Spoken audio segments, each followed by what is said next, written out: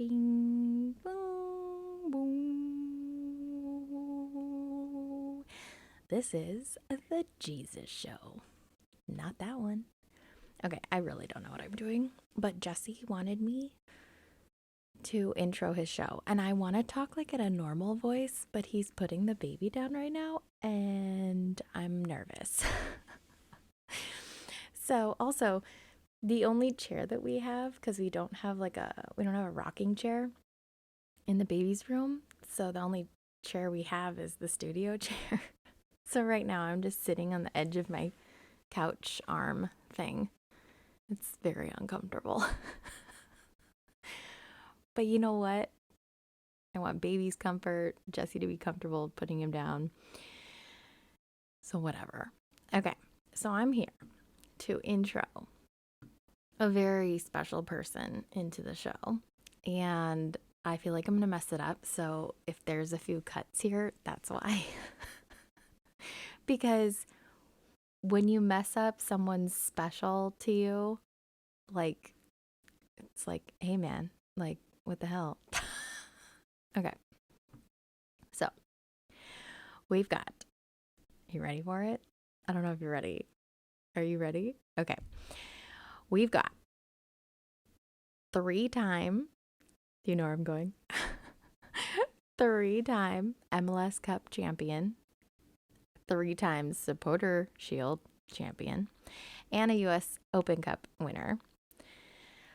I also think I just learned that he is also the only one that has come back to the LA Galaxy to sign a 1-day contract to retire with them. Yes, you heard it right.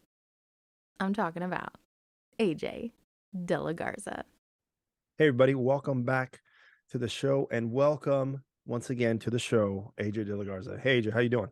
What's going on, man? How's life treating you now that you're retired? It's been interesting to say the least. But I hear this is a special episode for you, so Very special episode. I'm glad to be here. So Episode 69, and I Nice. wanted to bestow that honor to you. So thank Nice. you for being on. Yeah. What's one of the things that you've noticed that is different now that you're not playing? Man, Is there anything? yeah, that I need to get out of the house more. Obviously, I haven't had a full-time job or anything, but and this, to be honest, I felt like I was going to miss the game once preseason started, and I saw guys posting photos or back on the field, kicking the balls around, whatever it was, but I don't miss it at all. And No? yeah, I couldn't be happier with the decision that I made. That's good, man. I think that's a good sign, right? Yeah, I think it's a good sign that I got out when I was ready, and I felt like it was my time to get out, and you know, I'm happy with the decision I made and ready for the future. What was it? Was it a certain moment or thing that led you to like, oh, I think I'm going to step away from it now? There was a lot of things last year that led up to it. The first was the first game I played last year when it was a snowstorm / ice storm. And I was like, you know what? I didn't sign up for this, man. I'm done. Like, I checked out. It was the second game of the season. Okay. No, I didn't check out, but I was like, man, this is way too cold. I'm done playing here. Like, Yeah. it was just a bunch of things. I just didn't feel like I was getting a fair opportunity, and I had talked to Bruce quite a few times about wanting to get an opportunity, and he assured that I would get my opportunity or an opportunity, and when those came, those opportunities never actually came, and unless somebody was hurt or whatever it was, and then at that point, look, I'm 34 years old, and I can't be playing one game every 3 months, and you expect to get my best out of me. It's just not how it works. And you know, of course I was never fully fit and I wasn't fully comfortable. And then when I was getting chances, it was like, here's a start, but we got 9 other players too who are getting their first start. So it wasn't like he was doing me a favor. He was resting players, and you know, when coaches say, well, this is your opportunity, like, no, that's not a real opportunity. That's almost a pity opportunity. And you know, we're making changes because guys are tired, and we're going to change 10 guys. And we look, I remember my first year in New England, when he did make 9-10 changes, we still ended up doing really well somehow, not playing well, but we were in games, and we ended up, I think we won 4 of the games that he did that in. And you know, last year was just different. I just knew it was my time to call it quits. So yeah, I mean, as a supporter, as a fan looking from the outside in, even I could tell that last year, you know, you guys winning the Supporter Shield to this year was very different, because there was a lot of games that I saw that maybe last year you guys would have, you know, outscored the other team, and then this year was, or last year was a little different. From my perspective, it wasn't what I wanted, but and I can only imagine from your perspective, it clearly is not what you wanted. Yeah. No, yeah, it was real difficult. I think we lost one of our most important players. Like Carlos Hill is Carlos Hill, he's an MVP, but I think the way that we played in 2021, in which we cross the ball so often and expect our outside backs to get forward and whip balls in, to have a guy like Adam Buksa in the box to bury headers, think with his feet. You know, he was just clinical. And when you don't have a guy in there with that size and that bite, you know, who's going to get on the end of these balls? And we just didn't have that in 2022. Yeah. I remember the final game of last year. We went to go see you. We went to the wrong stadium. Yeah. I remember calling you and I said, wait, where are you guys at? And you're like, we're not at Soldier Field. And I went, great. Yeah. That was my bad too. Well, I didn't even think about it. But when you send me the tickets, on the ticket it said Toyota Park or wherever it was. And I looked at it and Allie goes, oh, where's the stadium? And I said, oh, Soldier Field. And she's like, oh, but I think on the ticket, I go, the ticket doesn't know what it's talking about. So that was my fault too, because it did tell me. Like, no, that's stupid. Was it something that you didn't want to play that last game? Was it that you didn't get the opportunity?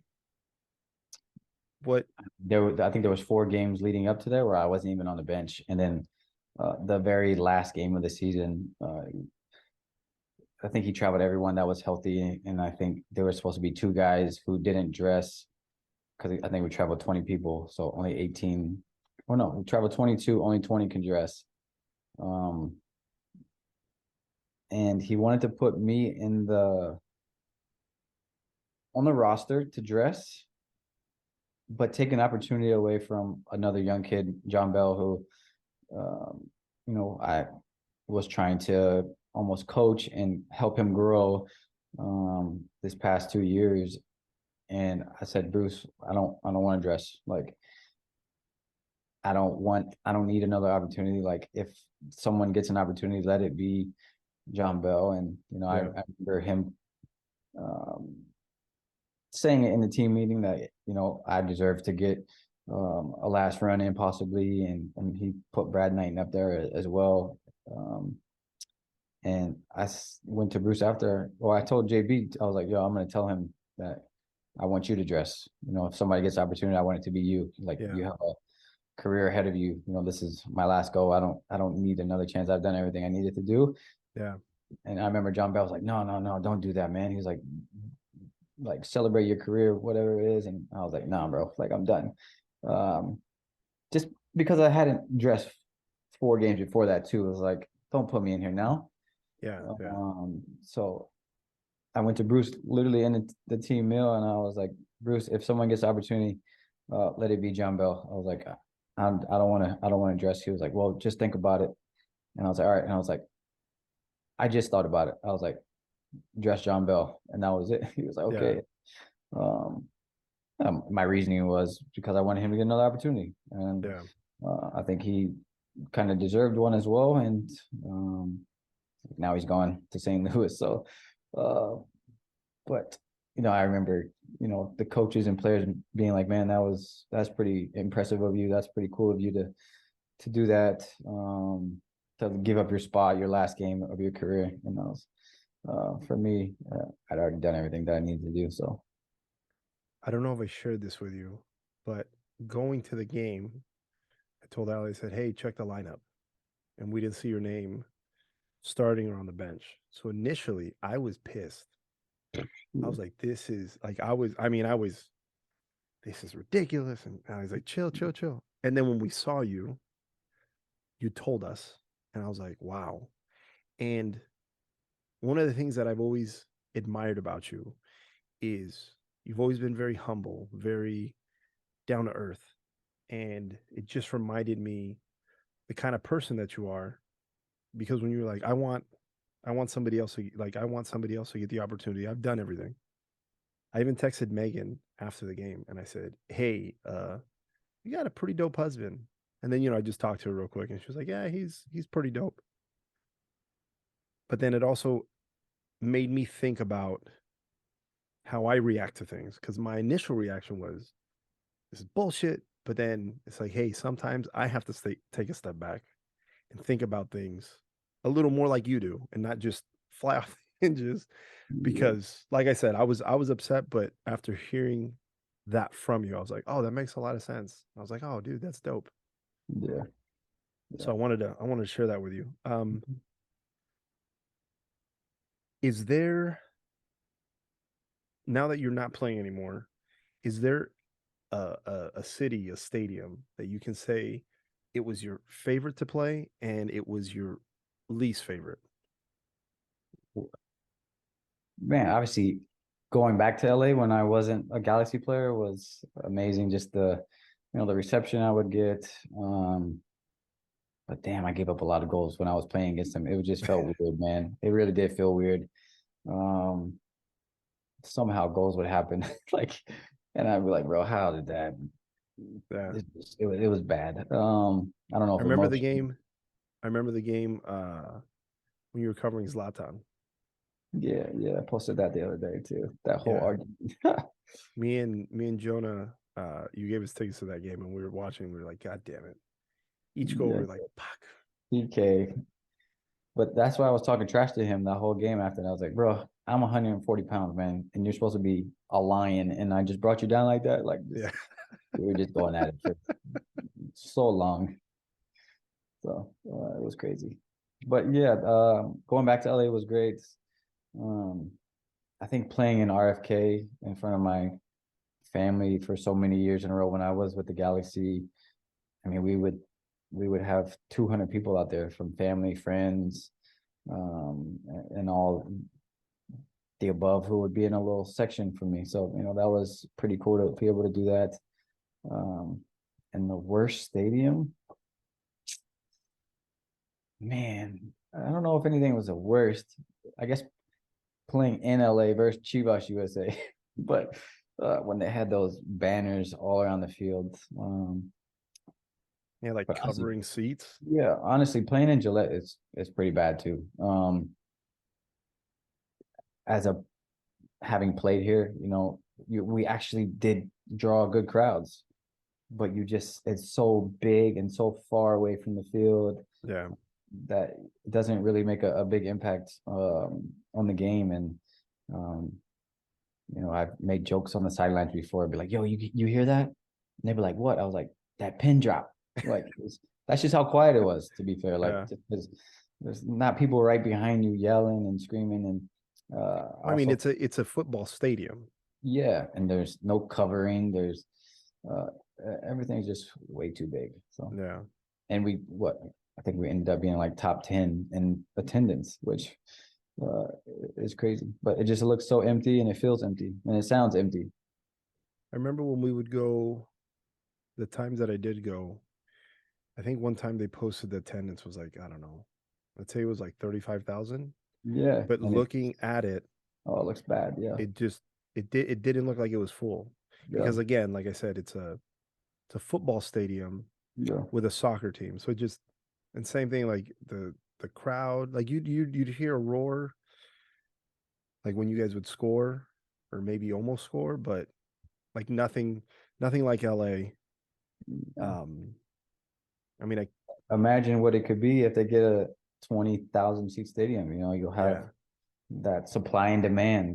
Everyone's going to want to be coming to games, and um, you get a little soccer specific stadium in downtown or wherever it is. I think it would do really, really well. So yeah. um, they've been talking for years and years about having that finalized, and Oh, uh, really?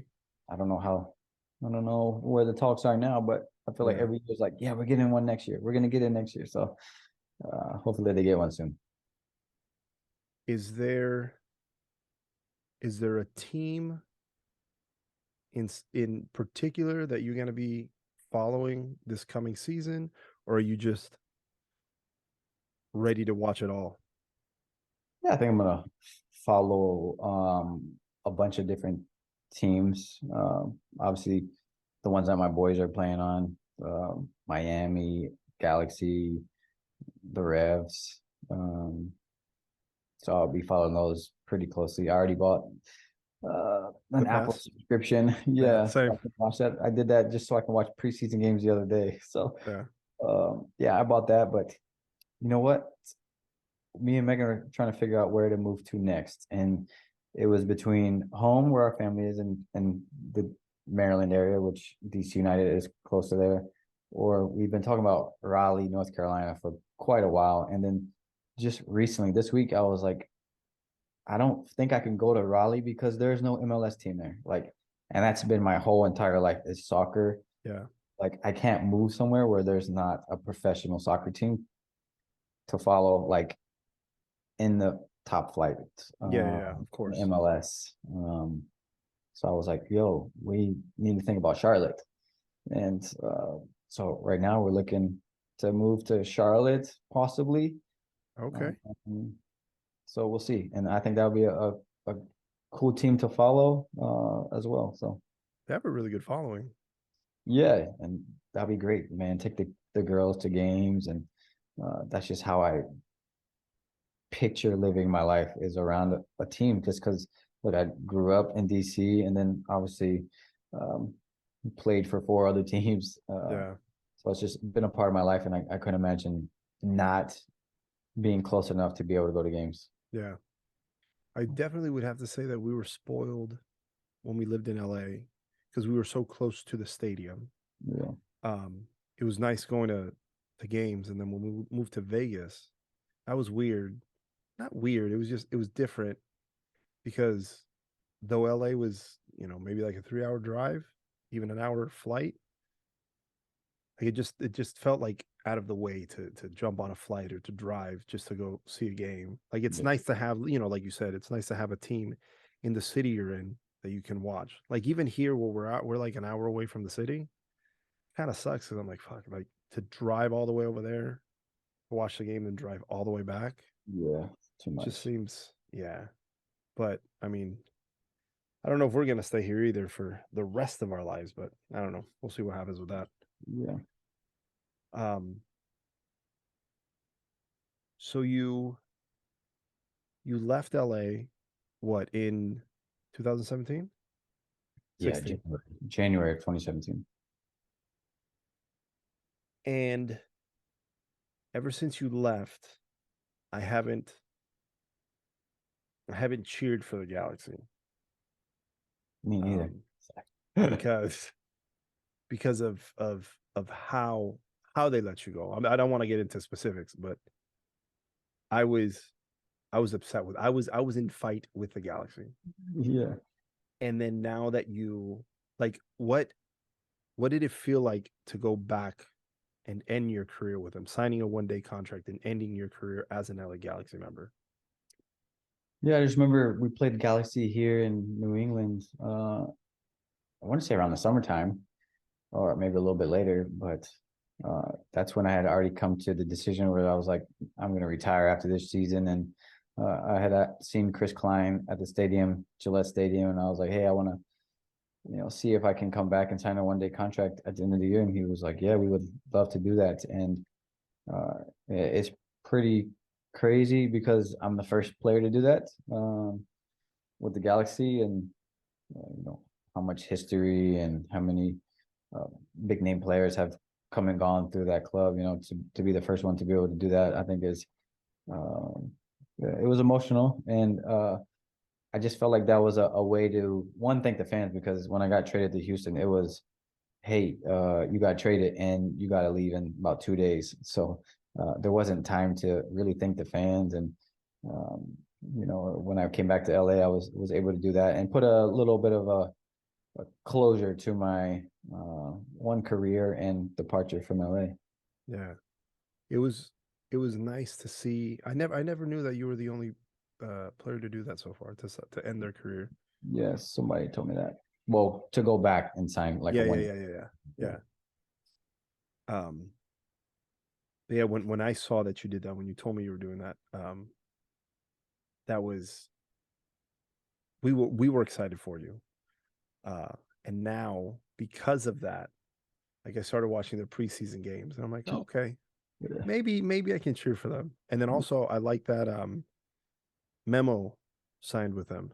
Yeah, and he wears number 20. I saw that. I was like, oh, Chet. Yeah, my little That's son. pretty cool. And then you went for after the season, you went to what was it? Was it Vietnam with the Galaxy? Yeah, I went to Vietnam with the Galaxy and Herbalife. We used to do those trips when I was playing, and back when my first few years, we would do those trips but play games. Yeah. Then it got to a point where Herbalife was like, we don't want to share time with these games. Like, we want to travel a few guys and kind of be on our own schedule, do what we want to do, go visit all these Herbalife casas and meet all the Herbalife distributors and all that. So yeah, it was about a 7 to 9 day trip, I think. Man, it was crazy though.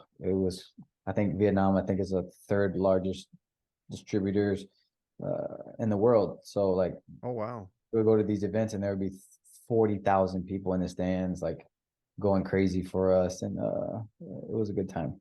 I remember you posting those, or I remember seeing the videos you posted. And I was like, oh shit, like that place is rocking.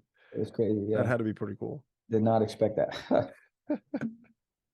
I have a couple questions here from my brother. My brother Greg wanted to ask you. He said, what was it like the morning after winning your first MLS Cup? The morning after? Yeah. Man, I don't remember which MLS Cup. That sounded bad. It started off wrong because there was 3, but like there was one game where I literally took a double shot of Patron as I'm walking into the locker room, and that was the last drink I had. Like, no, I was done. Like, and I was drunk the whole night from that one shot. It was crazy. I was like, no, I'm not drinking nothing else. Like, yeah. But then I don't remember which MLS Cup it was, which finals it was. I think it was 2011. It had to be 2011. But man, I was so hungover the next morning that I threw up in my lap in the car on my way home. And this was like 12 o'clock in the afternoon. I just threw up all on myself in the car. Yeah, that was dumb. Is there an MLS Cup Championship that stands out of the 3? I'm gonna go back to that last question though. I wasn't drunk when I was driving home, but I was just sick, and I had to get that out. Yeah.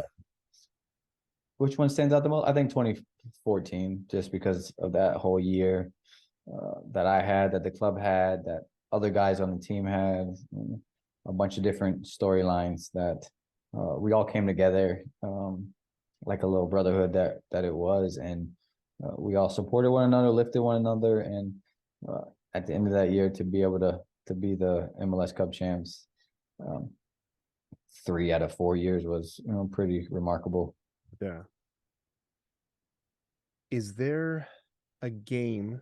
Another question he wanted me to ask. Is there a game that you remember in your career being down and then winning and thinking, like, man, that even surprised you?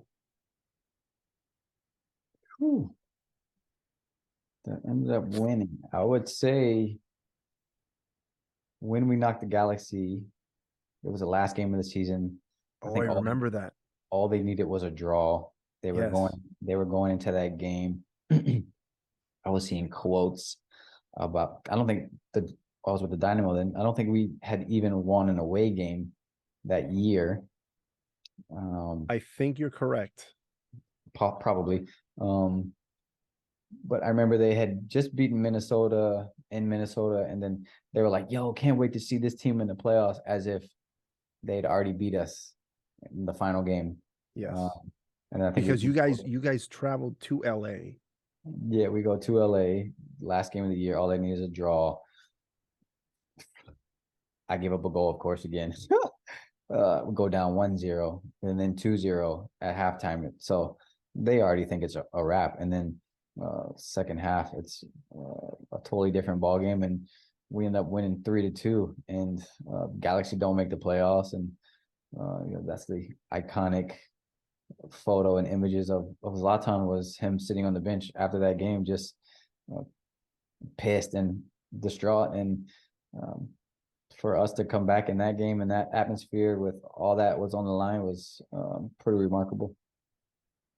I remember, I don't know if I ever told you, I got tickets from you for that game.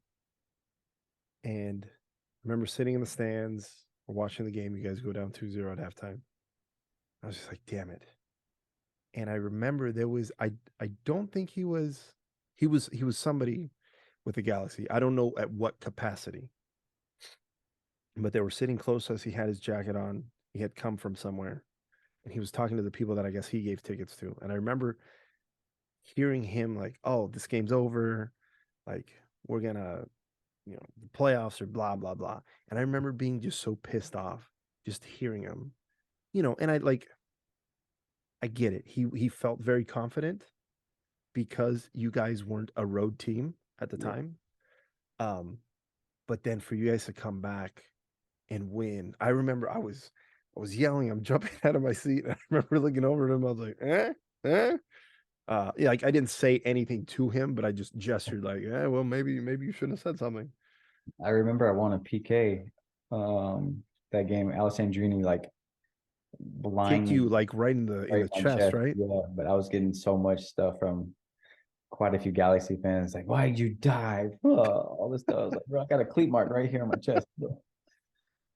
Yeah, I remember that game was pretty good. I told my brother, I said, I'm guessing. I go, if I have to guess, one of the games that I remember you guys going down and then winning was you guys went away to Colorado, and you guys, I don't remember the score, but you guys were down at half, and I think I remember hearing Bruce give an interview at halftime, and he was like, we're gonna lose. Like, this is ridiculous. Like, I don't know what we're doing. And then you guys came back, and then I think it was like either 3-2 or 4-3. You guys won. And I was like, oh shit. I remember that game as a fan. That was pretty memorable to me. Yeah, I don't remember that at all.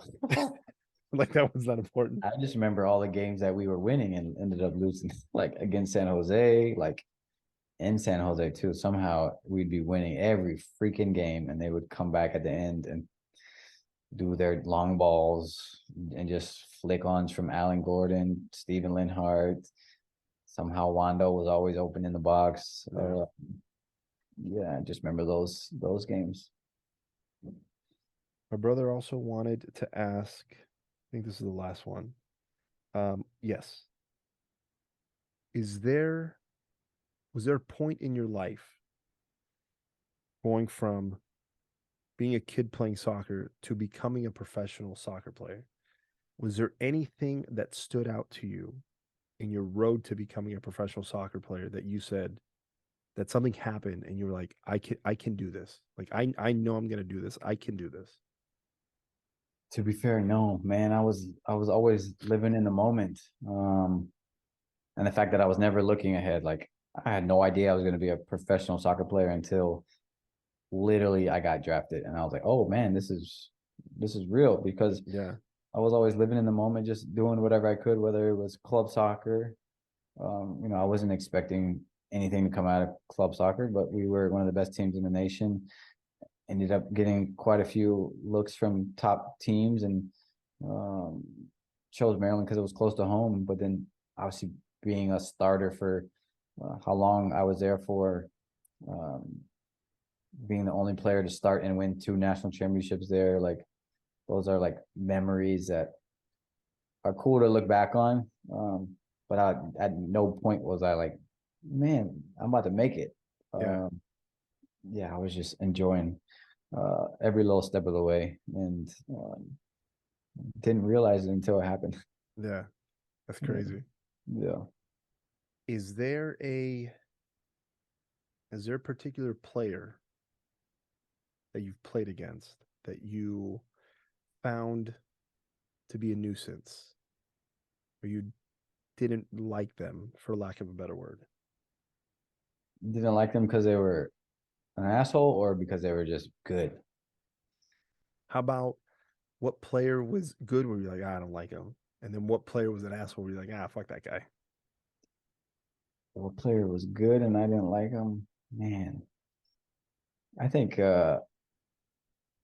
when I had first come into the league, Steve Zakawani was Oh, he was a #1 pick that year, but he was both he played for Sounders, right? Yeah, he was both technically good and fast. And like back then in MLS, like you were either one of the two. You weren't technical and fast, but this guy was technical and fast, and uh, he was tough to handle. And then, man, I didn't like Linhart, just those San Jose Galaxy days. But he was always just chippy and throwing elbows or whatever it was, and those were always a battle and grind. And I just hated the way San Jose played back then. It was really just get the ball to their center backs, and they just dump the ball in the air, and then fight for second balls, third balls, and it was ugly, but it was effective, I guess, when they had the Bash brothers up top. So what, now that you're away from the game, what's your, do you have like, do you want to coach? Do you want to eventually be a head coach for an MLS team? Like, do you see yourself going down that path? Not even a little bit. Yeah. It's because when I think about what I want to do post playing career, it's like the first one is I want to be stable. Second one is I got to be able to support my family. The third one is I'm not trying to sit at a desk all day. Yeah. So like coaching is very unstable. Like you have one bad year, you might not even make it a whole year. Yeah. And for a guy like myself who's just starting out, just got his B license, like I'm also not at the age where I can kind of start from the bottom and work my way up in the ladder. Like that would take years. I have friends who started coaching right when they left college, and they just got their first head coaching job, and that's 14 years ago. So that's just not what I'm looking to do for my family. I want to be stable. I want the next move to be kind of the last move for a lot of years. Like I'm thinking 10 years, or until my kids can go through school. And just because Noelle's been in 4 different states now, and her 7 years, Alexi's been in 3 in her 4 years. Colette has been in 2 different states in her 2 years. So I just want to be somewhere where we're stable, and I can support them. And coaching doesn't allow that.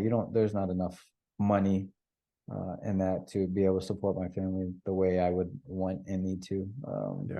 And then you add in the hours Yeah, it's not a 9 to 5, but it's you're doing work at home Yeah. late at night, watching videos, cutting videos, making PowerPoints, whatever it is to get ready for the next day. So, the travel is long and all that. So, yeah, I think to be a head coach, again, from the outside, when I see it, I mean, I would think that it's comparable to being a professional athlete and more, because like you said, there's a lot of things as a head coach that you have to do. yeah. No, yeah, I thought about coaching, and um, I think our coaches anyways, get there at like 6:30 in the morning, and they go home at like 4-ish, whatever it may be. But I was looking into the academy coaching here, and the academies train at night. So Oh, I think okay. the coaches get in at 11 a.m., meetings at 12, but then they don't train until 5:30. So, and then some of them coach 2 teams, so they don't get out of there till 8:30, 9 o'clock. It's Damn. like I wouldn't see my kids all day. Like I'd Yeah. literally wake up in the morning with them, send them off to school, and then have to leave and go to work, and then I wouldn't see them the entire day until the next morning. It's just not what I'm trying to do, and miss the weekends and being able to travel. I've done all that for the last 14 years. Like I've missed out on a lot of things, just being able to go camping with them, Yeah. or being whatever it is. I want to be able to do that, and coaching doesn't allow for that. Would you ever, if somebody were to approach you to have a broadcasting job, not necessarily to do it long term, but like if they go, hey, why don't you come call this game for us? Would you ever do that? Yeah, I think if it was the right situation, man, but I think that is a really tough job to do. uh, Broadcasting. And I've read something else. Maybe it was an NFL player, like saying, like, I don't know how these ex NFL players can sit here and trash on current NFL players, because they were in their same shoes.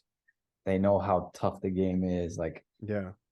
you have to do that as a broadcaster. You have to kind of give a real honest opinion. And if someone's not having a good game, you got to call them out. But at the same time, you're like, man, like that was once me. I've had bad games, and it doesn't feel good, and it doesn't feel right. And that's just not something I would want to do. When I've seen some of the ex soccer players when they're calling games and they say things like that, I've always wondered to myself, like, how could they sit there? And I mean, some of these guys go in hard on some of these players, and I'm like, hey, do you not remember when you were playing and you had Yeah. like? Like, But I know it's part of the job. Like nobody's gonna call a game and go, I think all these guys are perfect. yeah. There's nothing wrong in my book. So I mean, I understand what. Well, I think not. I understand. I think I understand what goes into that. So Yeah. hey, man, I want to say thank you very much for being on the podcast again. Thank you for making it on the 69th episode. Yes. And good luck with everything. Can't wait to go visit you guys at some point and have you guys see our little guy. He's just, dude, he's growing so fast. Crazy. He already has what, 4 teeth, and he has one coming in. Insane. Like now when he laughs, like you see his front teeth, and he's like, Yeah, it's so cute. Yeah. it's dope. It's dope. All right, man. Well, I'll let you go. Thank you very much. And good luck with everything. Yeah, man. Appreciate it. All right.